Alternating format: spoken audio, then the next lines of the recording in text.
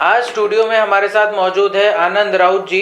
इनसे करते हैं बातचीत क्योंकि नागपुर में सरगर्मियां तेज है इलेक्शंस की और जिस तरीके से पारा बढ़ा हुआ है, हर पार्टी अपने दावे पेश कर रही है और साथ ही साथ में जीत का दावा रख रही है। लेकिन इन दावों में कितनी सच्चाई है, करते हैं बातचीत आनंद जी से और उनसे जानने की कोशिश करते हैं कि जो उनके पास में रामटेक जिले का जो प्रभार है उसको वो किस तरीके से देखते हैं और कितना वो खुद के काम से संतुष्ट है। सर, बहुत बहुत शुक्रिया वक्त निकालने के लिए। नमस्कार आनंद जी, सबसे पहले मैं आपके ही तालुका से जानना चाहूँगा कि आपका जो जिला है आपके पास में, उस जिले में अभी तक के क्या काम हुआ है और किस तरीके से आप अपने काम से कितने संतुष्ट हैं।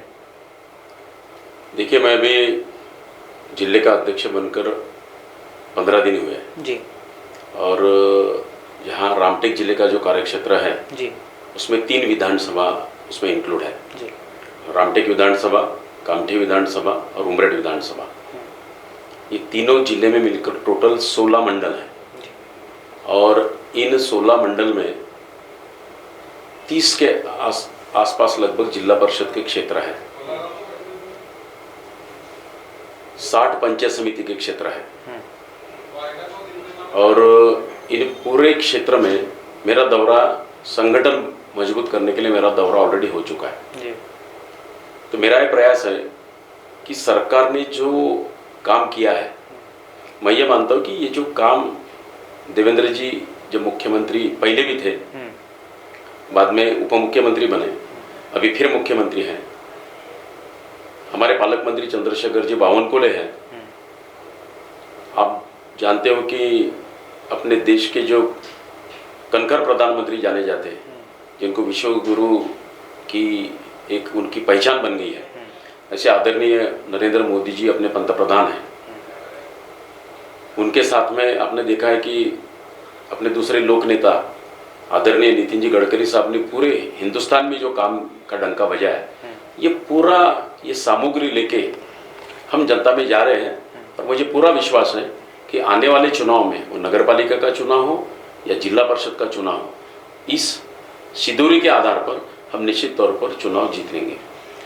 आनंद जी, जिस तरीके से इतने काम अच्छे गिना दिए, लेकिन आपके जो जिला है जहाँ के आप अध्यक्ष हैं, उस जिले में किसानों का हाल कैसा है? जिस तरीके से उनको फ्री बिजली का वादा किया गया था, क्या उनको वो सब चीज़ें मिल रही है और उनके यहाँ पे रास्ते कैसे बन रहे हैं और क्या क्या चीज़ें वहाँ पे डेवलपमेंट हो रही है और हो भी रही है या नहीं, या फिर आने वाले टेन्योर में होने वाली है?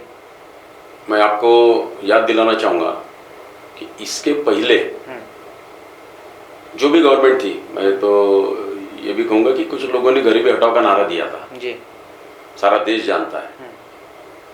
लेकिन हमारी जो सरकार है, हमारे जो नेताओं ने जो वादे किए थे, जैसा मैंने बताया कि किसानों को बिजली का जो एक विषय है, तो कोई गवर्नमेंट ने आज तक किसानों को फुकट बिजली देने का काम महाराष्ट्र में किया नहीं है। आप देख रहे होंगे कि महाराष्ट्र के किसानों को बिजली का बिल आना बंद हो गया। और बात रही उनके रास्तों की विकास की, तो उनके खेतों में जाने वाले पांदन रास्ते जिसको बोलते हैं, उसको भी हाथ में लेने का काम किया है। और जो भी निधि का जो आवंटन होता है, हर कोई हेड से निधि लाकर हमारे आदरणीय पालक मंत्री बावनकुले जी पूरे जिले में किसानों के पांदन रास्ते बनाने के काम में जुटे हुए हैं। आनंद जी, जिस तरीके से हम लोग देखते हैं जब इलेक्शंस आते हैं तब सब नेताओं से एक सवाल पूछा जाता है किसानों के मुद्दे पे। वही सवाल हमने आपसे पूछा था, लेकिन क्यों ऐसा अभी तक हो नहीं पाया कि किसान का जो सुसाइडल रेट है महाराष्ट्र में वो सबसे अधिक है, और क्यों हम लोग इस पर काबू नहीं पा रहे हैं, और क्यों हम लोग जो किसानों की कर्ज माफ़ी की बात करते हैं, हर सरकार चाहे कांग्रेस हो, बीजेपी हो या कोई भी हो, जब इलेक्शंस आते हैं उसके कुछ दिन पहले कर्ज माफ़ी का ऐलान कर देते हैं। नहीं, ये दोनों आपने जो मुझे सवाल पूछे, ये उसके अलग अलग मैं उत्तर देना चाहूँगा जी। कर्ज माफी और किसानों की आत्महत्या। किसानों की आत्महत्या इस विदर्भ में होना ये दुर्दैवी बात है जी। लेकिन किसानों को अगर खड़ा करना है अपने पैरों पे, तो केवल कर्ज माफी यही एक विषय नहीं है। हमारे नेताओं ने इरिगेशन फैसिलिटीज, सिंचन की व्यवस्था जो बोलते हैं, रास्ते, वीज और पानी, ये जो 3 जो विषय है, इसके ऊपर हमारी गवर्नमेंट काम कर रही है। इसके अलावा आपने देखा होगा कि ये जो सम्मान निधि जो है, आदरणीय मोदी जी ने 6,000 रुपये केंद्र सरकार के माध्यम से और उसी में जोड़कर 6,000 रुपये महाराष्ट्र के हमारे देवेंद्र जी ने किसानों को देने का काम किया है। इसके पहले ऐसा काम कभी हुआ नहीं है। बाद में जैसा मैंने कहा कि रास्ते के विकास के बारे में आप नितिन गडकरी साहब को आप सभी लोग अपन जानते हैं कि उन्होंने नेशनल हाईवे से लेकर तो अपने नीचे तक जो काम उन्होंने किया है, जब महाराष्ट्र में थे मंत्री, अब देश में हैं, तो रोड का काफ़ी सारा काम वो कर रहे हैं। बाद में किसानों को अपन जो बोलते हैं कि बिजली का जो ये विषय मैंने जब आपको जो बताया, तो बिजली, दिन में बिजली, पहले ऐसा था कि दिन में अंधेरा रहता था, रात में किसानों के खेत में बिजली जाती थी। आज अपन ने किसानों को दिन में बिजली देने का काम, और वो भी फोकट बिजली देने का काम किसानों को महाराष्ट्र गवर्नमेंट की तरफ से हो रहा है। इतना ही नहीं तो हमी भाव के ऊपर जो खरीदी रहती है सेंट्रल गवर्नमेंट की, सबसे ज़्यादा प्रोक्योरमेंट जो अगर किया होगा सेंटर के माध्यम से, तो महाराष्ट्र में सबसे ज़्यादा हमी भाव की खरीदी अगर कोई गवर्नमेंट ने किया होगा तो हमारे आदरणीय मोदी जी साहब के नेतृत्व में और देवेंद्र जी की साहब के, फडणवीस साहब के नेतृत्व में सबसे ज़्यादा हमी भाव में खरीदी करने का काम भी ये महाराष्ट्र और केंद्र की सरकार ने किया है। तो ये जो बेसिक चीज़ें हैं, ये बेसिक चीज़ें अपन जब करेंगे तो मुझे लगता है कि साथ साथ कर्ज माफ़ी, ये तो एडिशनल मुद्दा हो गया। अब कर्ज माफ़ी कब करना है ये गवर्नमेंट सोचेगी। इसके पहले भी कर्ज माफ़ी का काम हुआ है और मुझे लगता है कि निश्चित तौर पर उचित समय पर, जैसा हमारे देवेंद्र जी ने कहा है कि उचित समय पर किसानों की कर्ज माफ़ी करने का काम, वो भी जो बचा हुआ काम है वो भी पूरा कर लेंगे। आनंद जी, जिस तरीके से विपक्ष आरोप लगाता है कि बीजेपी हमेशा नितिन गडकरी के कामों को आगे रखकर ढाल बनाकर बाकी चीज़ों को छुपाती है, तो क्या लगता है आपको कि कांग्रेस कहीं ना कहीं इस बात से डरी हुई है कि नितिन गडकरी जी जिस तरीके से हाईवेज बना रहे हैं, फ्लाईओवर्स बना रहे हैं, अंडरपास बना रहे हैं, उस वजह से अगर बीजेपी उनका काम आगे रखकर लोकल इलेक्शंस में भी जाती है, तो क्या आप इसको सही मानते हैं या गलत मानते हैं? ये स्पेशल झूठ है। मैंने अभी आपको आदरणीय पंतप्रधान नरेंद्र जी मोदी जी के कामों का उल्लेख किया जी, नितिन जी के कामों का उल्लेख किया, देवेंद्र जी के कामों का उल्लेख किया, और मैंने पालक मंत्री महोदय के कामों का भी उल्लेख किया। आप जानते होंगे कि देश की शान पूरे वर्ल्ड में बढ़ाने का अगर काम किसी ने किया होगा तो आदरणीय नरेंद्र मोदी जी ने किया है।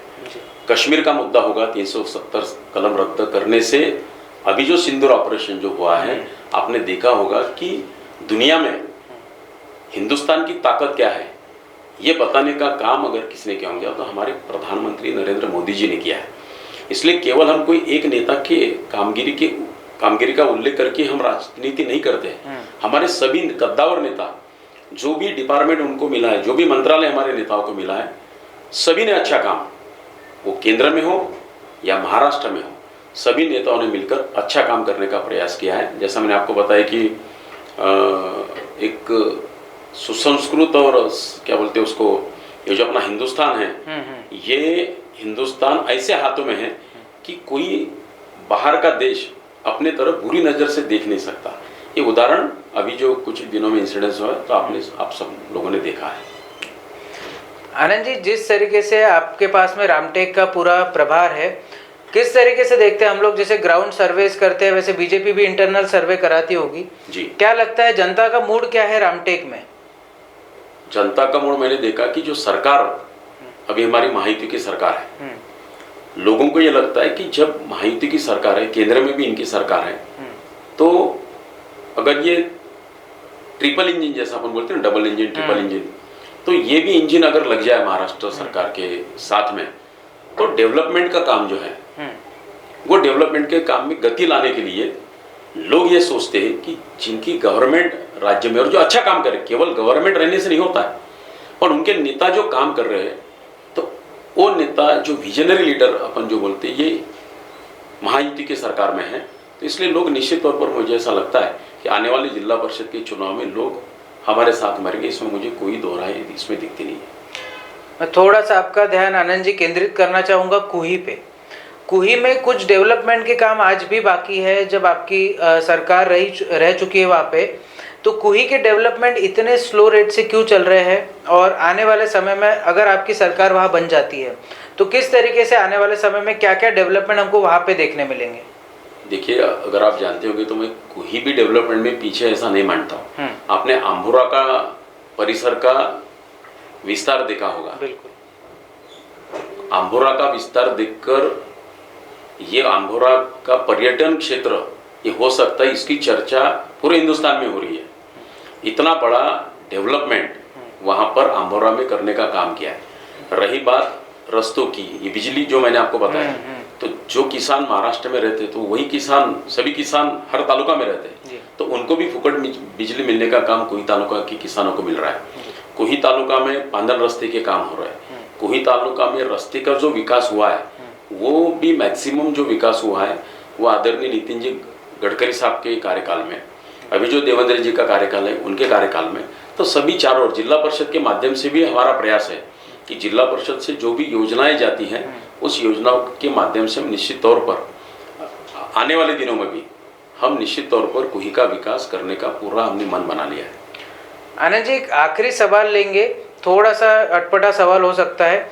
जिस तरीके से तमाम पार्टियां हो, चाहे कांग्रेस हो, बीजेपी हो, बीएसपी हो, समाजवादी पार्टी हो, शिवसेना हो, यूबीटी हो, ये सारी पार्टियां जब टिकट बंटवारा करती है तो वो एक लीडर चुनती है जिसको जन लीडर बोला जाता है। लेकिन वो लीडर्स के ऊपर में कई सारे केसेस होते हैं, कई सारी धाराएं दर्ज होती है। तो क्या इस बार हम ये देख सकते हैं कि अगर रामटेक से आप कोई चुन रहे हैं, नाम फाइनल कर रहे हैं, तो इन सब बातों का ध्यान रखा जाएगा?